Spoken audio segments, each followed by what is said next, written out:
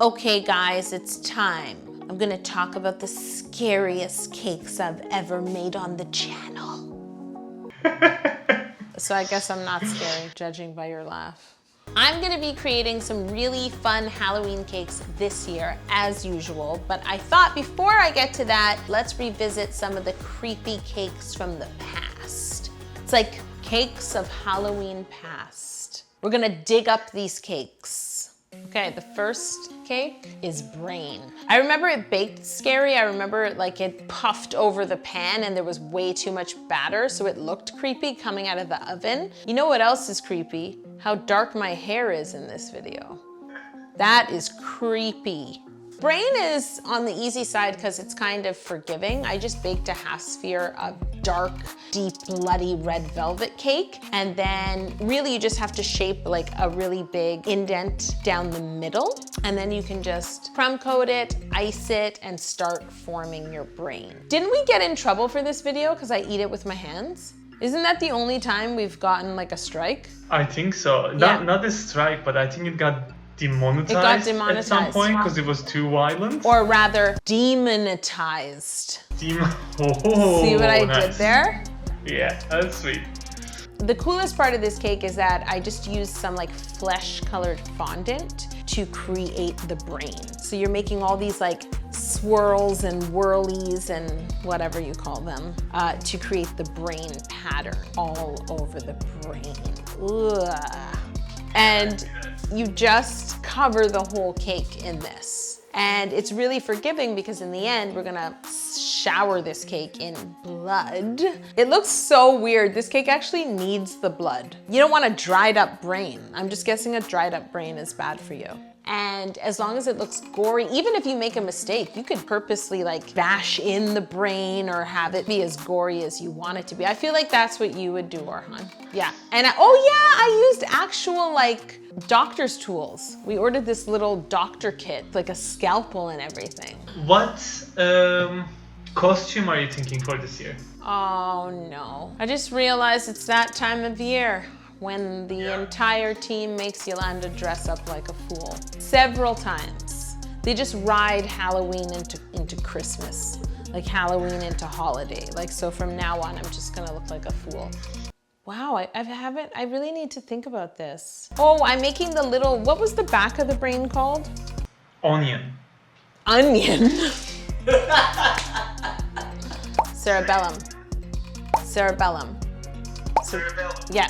Ooh, now here comes the blood. So I'm using a seed-free jam. So whether it's raspberry, strawberry, as long as there's no seeds. And then you can make it even more deep red with some red food coloring or burgundy food coloring. And what you want to do is paint the entire surface of the brain and then add like globs of it. That's why I feel like the jam really helps. Jelly would work too. And it also stays sort of sticky and gloopy, which is kind of how I picture a fresh brain. On a scale of 1 to 10, how creepy am I? In Halloween, you mean? Yeah. And what is there, in what way? In what other way? Can get really creepy when you like measure a potato just to make sure that your giant potato is in the same measurements. That's not creepy, that's being precise. That's creepy. Okay, all right. Okay, so I still love this brain cake because I love the shot Chet took like over the brain, remember? So you could see like how bloody it was and it was on a glass cake stand. And then I also did something with this cake I've never done before. I ate it with my fingers. Like I just picked at it, which got us demonetized. So looking back, maybe that wasn't the best choice. The next cake, I'm making a zombie arm cake, and I baked the ugliest green cake because I wanted this cake to be ugly from the outside in. This cake is 100% ugly. So I just made like the nastiest green color cake layers. I bragged about how I used a squash as a template. I used my own arm as a template. How did I even forget that? I laid my own arm on a cake and traced around it with a knife. And I even went as far as to put red food coloring in my simple syrup. When I simple syrup this cake, I was disgusted because you could see the cake like sucking in the red. Ugh! And it's funny because when you put gel coloring, like you should squirt a little of the gel food coloring into a bowl and then add a bit of alcohol, dilute it, and then you can add more liquid. Otherwise it's clumpy. And you can even see when I made the simple syrup, when I squeezed the gel in, there were like blood clots in the syrup. I think that's what was so gross. And then when even the way the table looks, it's like a scene from CSI Miami. Like I need to call a crew to clean up the table after I'm done. I went even further in my attempt to make this cake gross, and I dyed my buttercream to look like pus. And Jocelyn got very annoyed. Who wants a pussy scab cake? Leave a comment. I hate the S word so much. Yeah, it's up for a PSC. A pussy scab cake. That's what I'm gonna make next year. Maybe we have to scratch one of the Halloween ideas for this weekend. At Jocelyn, I'm gonna make a pussy scab cake. I wanna make a scab, a cake. Pussy. Yeah, like really she was so mad. She doesn't like the word scab. Scab, scab, scab.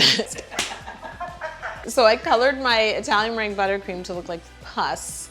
And then I'm also gonna add more jam to this cake. And then when I filled the cake, I spread the pus between the layers and I just like dolloped on strawberry jam here, because you know how strawberry jam has like chunks of strawberry? So I just dolloped that on and mixed it with the pussy buttercream. So it would look super gross when I cut into the arm.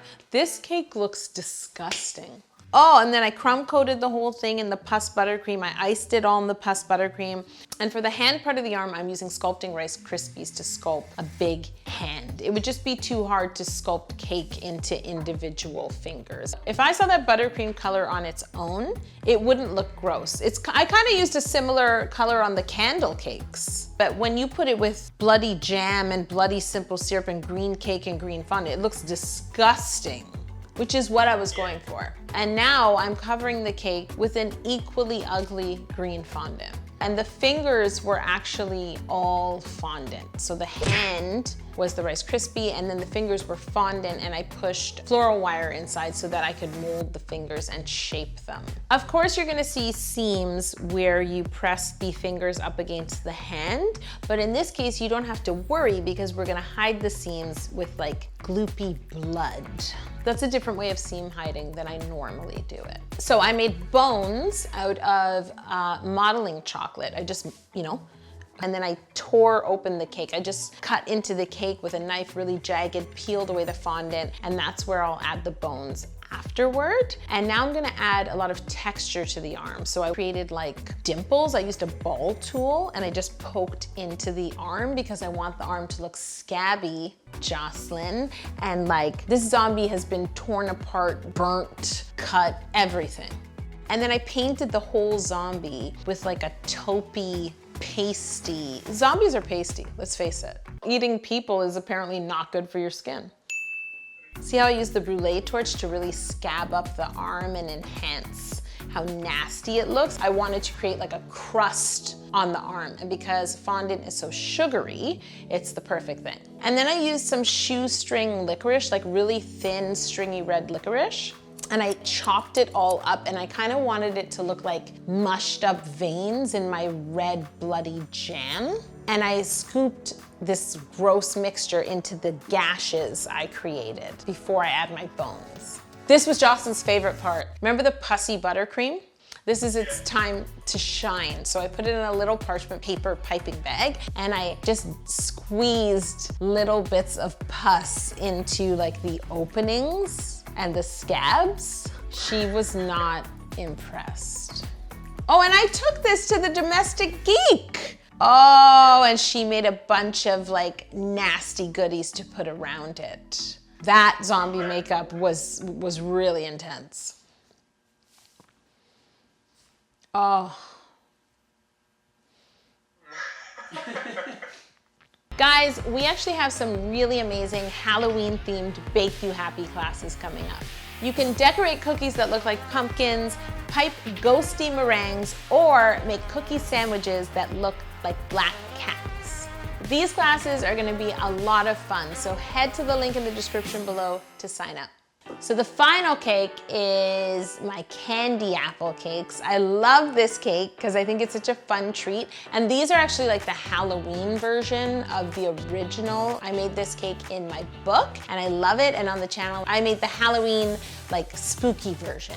Yeah, so I baked 3 sphere cakes. I shaped them like an apple, basically just sort of rounding them down, tapering them in, hollowing a little sort of valley where the stem goes, and then I filled them, crumb coated them, iced them, and I covered each one in a different color fondant because I wanted to make a green apple, a red apple, and a golden apple. So I covered each apple, make sure to smooth the fondant down into the valley all around, tuck it under. Oh, I love the way the golden apple looks. So I painted each apple to enhance the color and make it look shiny, but you only have to paint from the top and like halfway down. Look at how cute they look. This is like, you know, for the children who aren't ready for all the scary stuff yet. Plus, Halloween is also about eating goodies, let's face it. It's not just gore or fun. Once the paint dries, I melted some sort of caramel colored compound chocolate. So you wanna pipe around the apple and then pipe all the way down and use a small spatula